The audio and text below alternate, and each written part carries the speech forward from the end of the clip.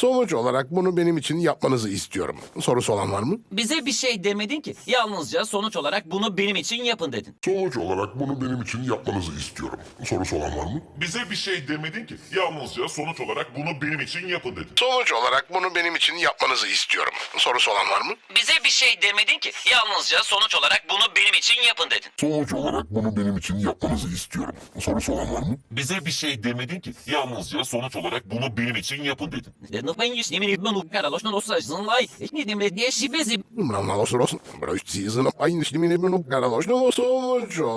olarak bunu benim için yapmanızı istiyorum.